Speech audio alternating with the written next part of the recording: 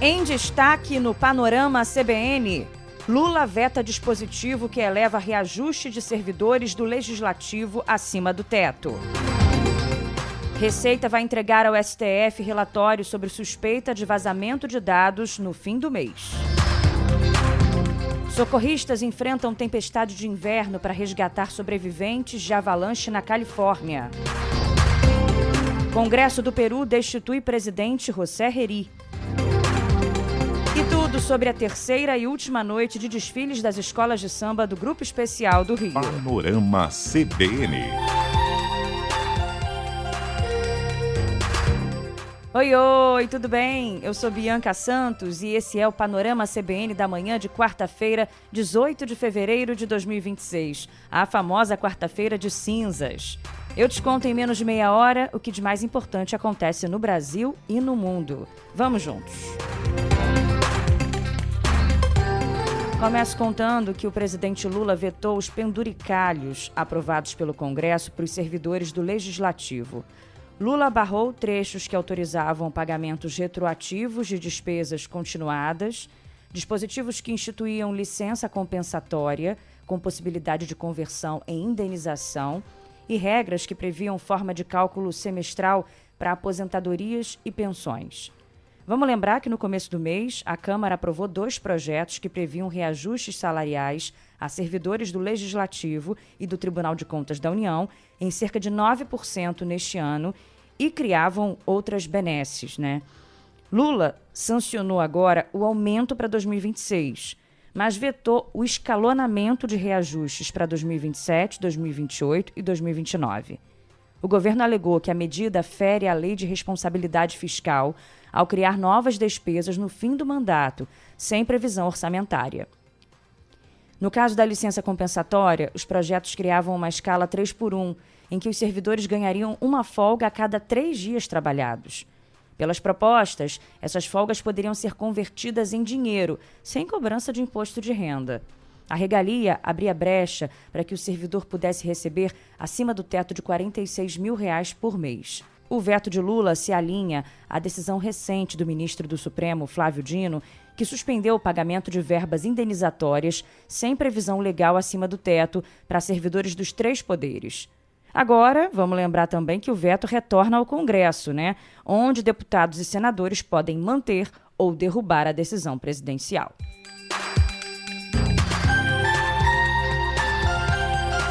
A Receita Federal vai entregar ao Supremo Tribunal Federal até o fim do mês um relatório sobre as suspeitas de vazamento de dados dos ministros e familiares. Ontem, a Polícia Federal fez uma operação contra 4 servidores públicos acusados de acessar indevidamente e vazar dados sigilosos de magistrados e parentes. Foram cumpridos 4 mandados de busca e apreensão no Rio de Janeiro, em Salvador e também no Guarujá, e ainda em São José do Rio Preto, em São Paulo. As medidas foram determinadas pelo ministro Alexandre de Moraes, a partir de uma representação da Procuradoria-Geral da República. A operação foi autorizada depois que foram constatados vários e múltiplos acessos ilícitos ao sistema da Receita Federal e o vazamento das informações sigilosas. A PGR diz que a exploração fragmentada e seletiva de informações sigilosas de autoridades públicas está sendo instrumentalizada para produzir suspeitas artificiais de difícil dissipação.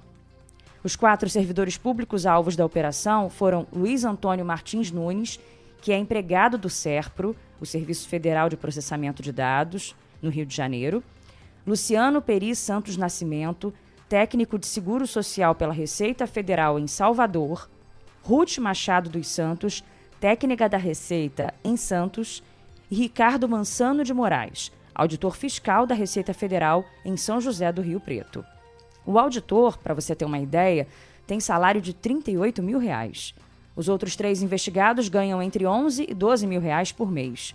Eles tiveram os celulares apreendidos, foram afastados da função pública e vão usar tornozeleira eletrônica. Os 4 servidores também tiveram os passaportes cancelados e estão proibidos de sair do país. Eles foram ouvidos pela Polícia Federal e podem responder por violação de sigilo funcional, acesso indevido a sistemas de informação e vazamento de dados sigilosos. O ministro Alexandre de Moraes também decretou a quebra de sigilo bancário e telemático dos investigados. Na nossa programação, a gente ouviu sobre isso o advogado criminalista André Lozano. Ele falou que o vazamento ilegal pode ter sido feito para atrapalhar as investigações sobre o Banco Master.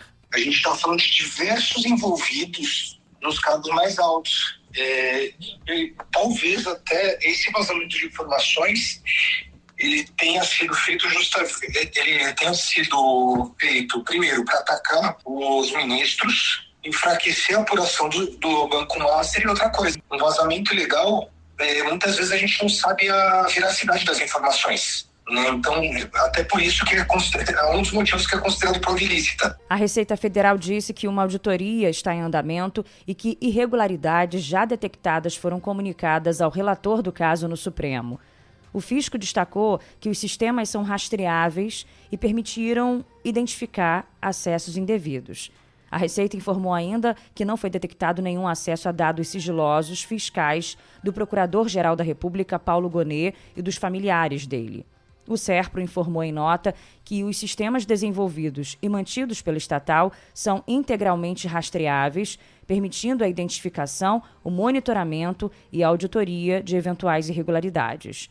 A empresa pública de tecnologia reafirmou ainda que a atuação é pautada pelo compromisso permanente com a segurança da informação, a privacidade, a proteção de dados e o estrito cumprimento da legislação vigente.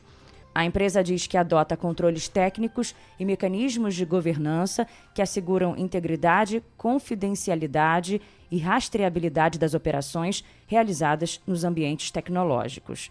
O SERPRO ressalta que os funcionários não possuem acesso ao conteúdo das bases de dados dos órgãos dos clientes.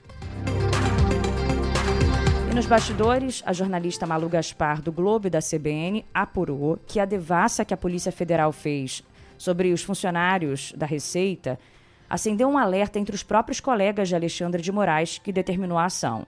2 ministros ouvidos sob reserva consideram a ação absurda e enxergam indícios de abuso de autoridade. Na ala do Supremo, que não gravita em torno de Moraes, pegou mal o fato de ele não sequer ter comunicado aos colegas que havia uma suspeita de acesso indevido dos sigilos fiscais. O magistrado disse que manifestou o descontentamento a Edson Fachin, presidente do STF. O fato de Moraes ter pedido à Receita que verifique se houve acesso ilegal de dados foi encarado internamente como uma tentativa do ministro de fazer uma pesca probatória, que é como o jargão jurídico define a prática ilegal de fazer buscas genéricas, sem objetivo determinado, para tentar encontrar provas de crimes. Essa era uma acusação comumente feita à força-tarefa da Lava Jato e que agora se repete à boca pequena no Supremo.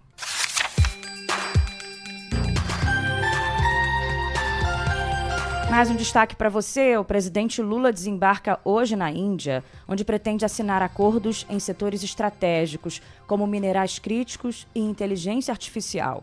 Na quinta e na sexta, Lula participa da cúpula sobre o impacto da inteligência artificial, ao lado de 20 líderes globais.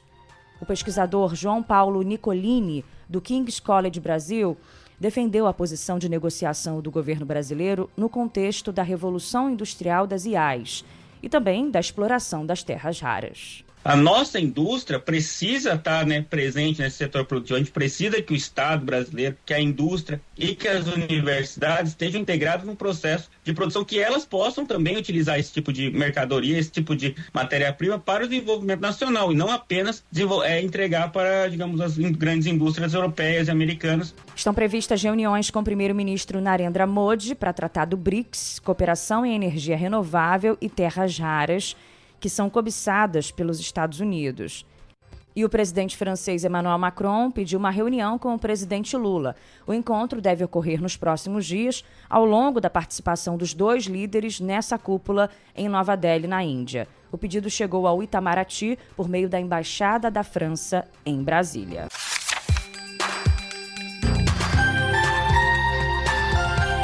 Agora tem uma questão política que contra o presidente Lula, que ainda está repercutindo. Uma reportagem do jornal O Globo de hoje fala sobre os desdobramentos do desfile da Acadêmicos de Niterói em homenagem ao presidente.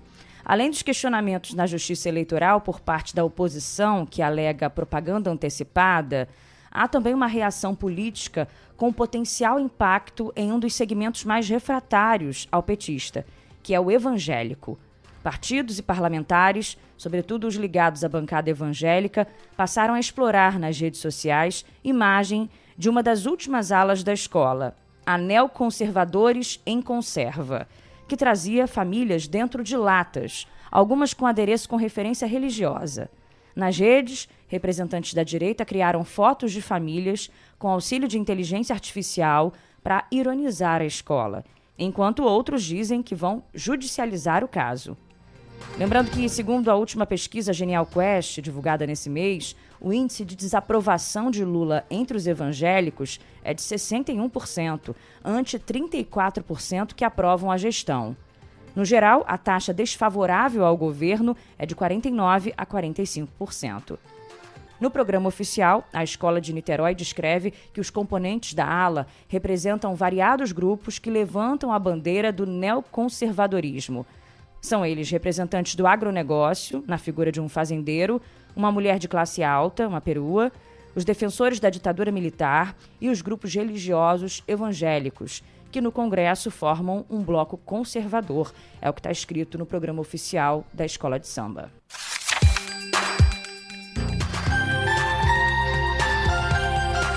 Página virada para te contar que depois de semanas de expectativa, essa quarta-feira marca um dos momentos mais aguardados pelos candidatos do Concurso Público Nacional Unificado, o CNU, a divulgação dos resultados individuais da segunda edição. A consulta será liberada às 16h. As informações estarão disponíveis na área do candidato no site da Fundação Getúlio Vargas, que é responsável pela aplicação das provas. Cada participante vai poder verificar o resultado definitivo da prova discursiva após análise dos recursos, além da avaliação de títulos, quando houver, do resultado dos procedimentos de cotas e das respostas aos pedidos de revisão. Também hoje serão publicadas as listas completas com os resultados finais pós-recursos, no mesmo formato das tabelas já divulgadas anteriormente, com o número de inscrição e notas.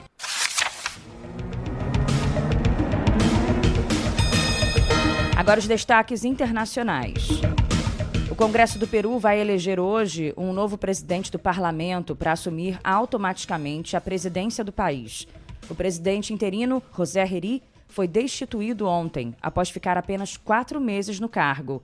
Ele foi acusado de tráfico de influência e envolvimento num escândalo de corrupção. O presidente deposto é investigado por reuniões secretas e não oficiais com empresários chineses. O escândalo começou em janeiro, quando Herrí foi filmado chegando a um restaurante tarde da noite, encapuzado, para se reunir com um empresário chinês que possui lojas e uma concessão para um projeto de energia. Com a destituição de José Herrí, o atual presidente do Congresso, Fernando Rospigliosi, seria o próximo na linha de sucessão, mas ele se recusou a assumir a presidência da República.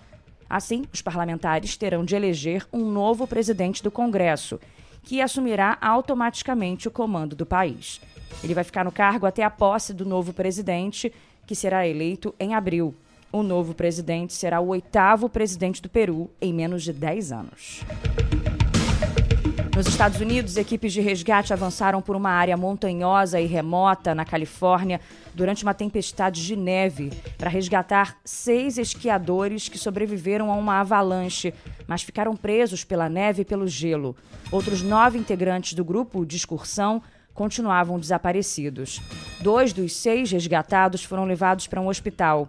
Na noite desta terça-feira, havia 15 esquiadores na viagem e não 16 como se acreditava inicialmente.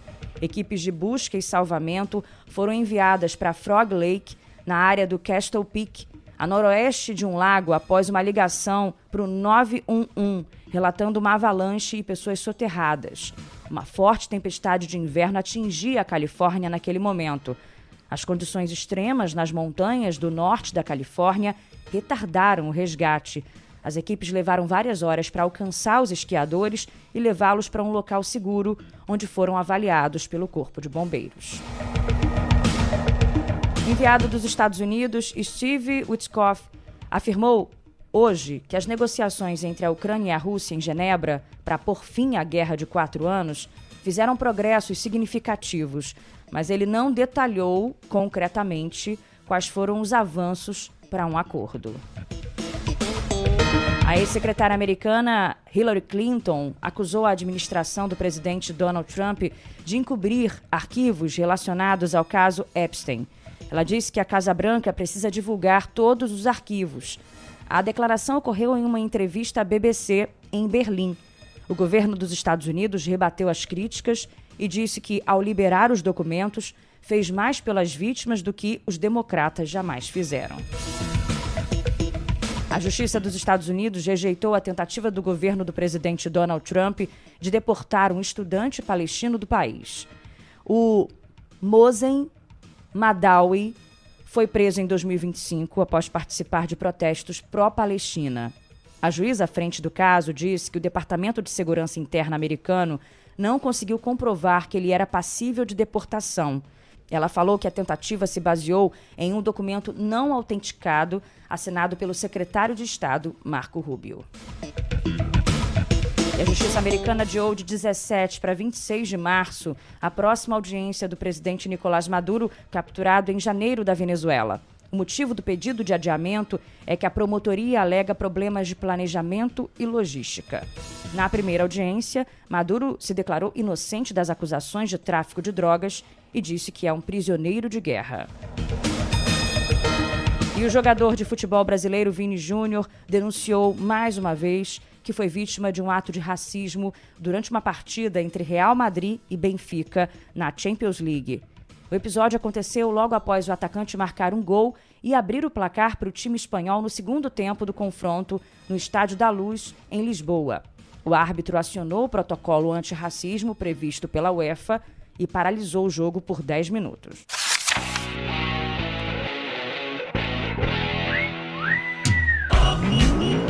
No futebol, 2 times brasileiros estreiam hoje na fase preliminar da Libertadores. Às 7 da noite, o Bahia enfrenta o O'Higgins, no Chile. Às 9h30, o Botafogo joga contra o Nacional Potosí da Bolívia, ou melhor, na Bolívia. Os jogos de volta acontecem na próxima quarta-feira no Brasil. Para chegar à fase de grupos, os 2 times brasileiros precisam passar por essa etapa e por mais um mata-mata em março. Os outros brasileiros, Corinthians, Cruzeiro, Flamengo, Fluminense, Mirassol e Palmeiras, só estreiam em abril na fase de grupos da Libertadores. Na primeira rodada do Rio Open, o tenista João Fonseca venceu o também brasileiro Thiago Monteiro por 2-0 e avançou às oitavas. Com o resultado, o jovem de 19 anos encerrou o jejum de vitórias em 2026 após problemas físicos e manteve vivo o sonho do primeiro título no ATP 500 Carioca. Amanhã, nas oitavas de final, João Fonseca vai encarar o peruano Ignacio Buzzi, número 91 do ranking mundial. O horário do jogo ainda não foi definido. Agora vamos com Carnaval para fechar o panorama.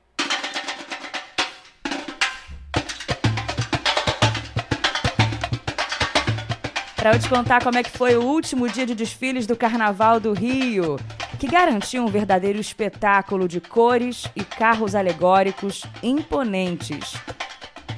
As apresentações começaram com a Paraíso do Tuiuti. Canta Tuiuti, meu padrinho me falou, cada um tem seu ori, o destino é professor, a raiz é Lucumi. A Paraíso do Tuiuti abriu as apresentações com o enredo Lanã e Fá Lucumi, que explora a religiosidade afro-caribenha.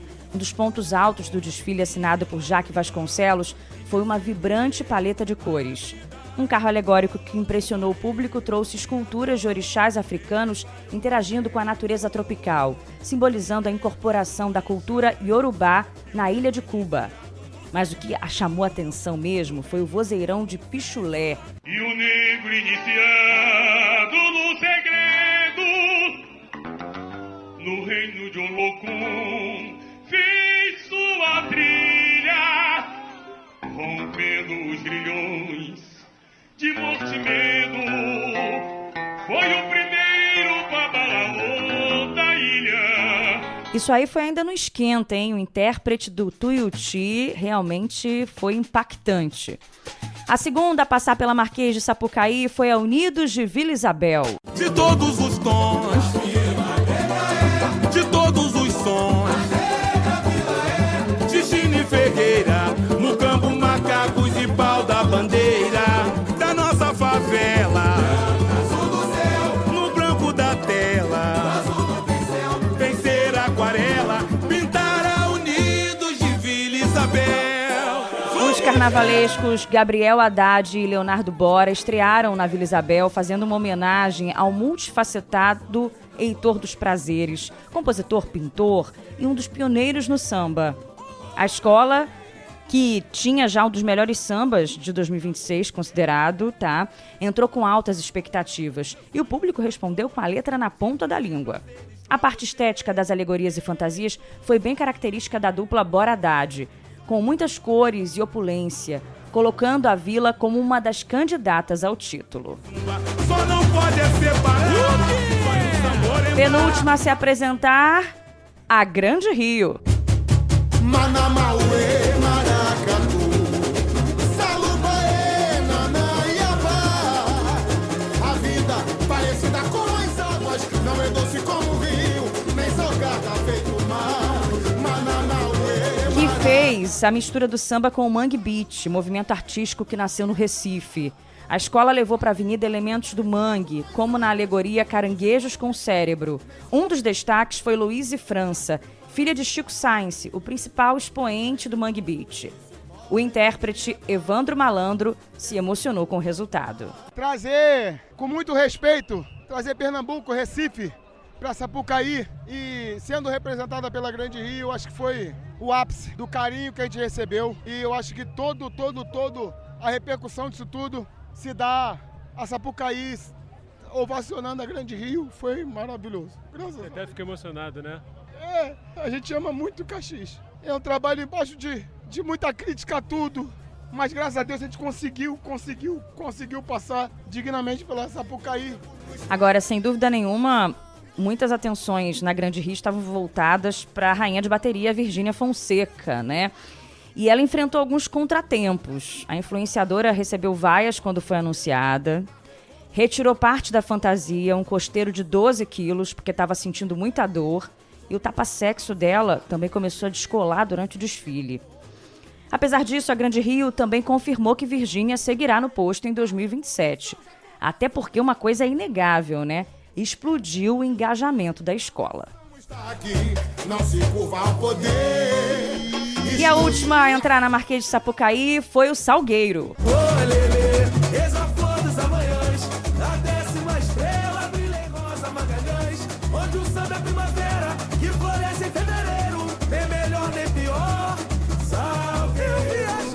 A memória afetiva de amantes do carnaval foi ativada no último desfile da noite do Salgueiro.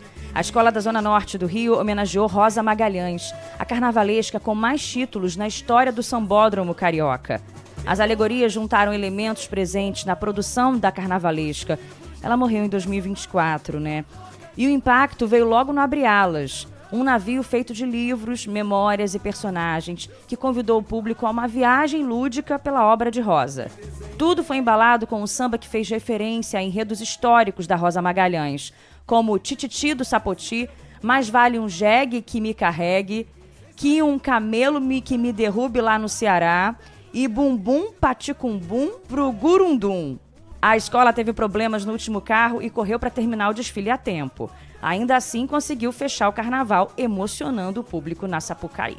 Sem sair do meu lugar, aportei no dia 22 de abril, a sombra de um pau, Brasil. Agora, hoje à tarde, vamos conhecer a campeã do Carnaval Carioca, né? A apuração, como de costume, começa às 4 da tarde nessa quarta-feira de cinzas e com cobertura total da equipe da CBN no Rio.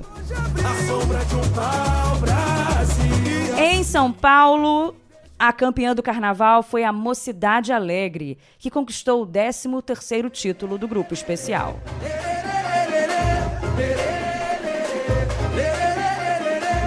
A guerreira do quilombo, desvaneia o seu papel, pela luz das Iabás, todo preto, com sua A agremiação fez uma homenagem à atriz Léa Garcia, que lutou por justiça racial e morreu em 2023, aos 90 anos.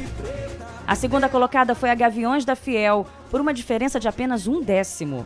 Rosas de Ouro e Águia de Ouro foram rebaixadas e vão disputar o Acesso 1 no ano que vem. Acadêmicos do Tucuruvi e Pérola Negra venceram o Acesso 1 e retornaram à elite do Carnaval paulistano. No sábado, 9 escolas voltam ao Sambódromo do Iambi para o tradicional desfile das campeãs. Participam as 5 primeiras colocadas do grupo especial e as campeãs e vices dos 2 grupos de acesso. E tá pensando que acabou? Não acabou nada, né? Ainda tem o desfile das campeãs no Rio também e muito bloco espalhado por este Brasilzão, né? Aqui no Rio mesmo, a quarta-feira de cinzas vai bombar ainda com muita folia na rua.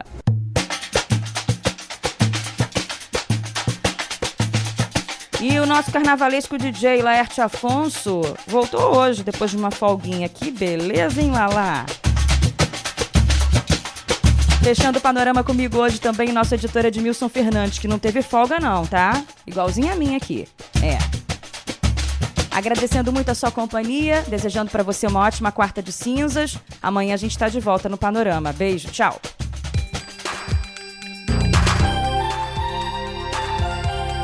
Panorama CBN. As principais notícias do dia em menos de meia hora.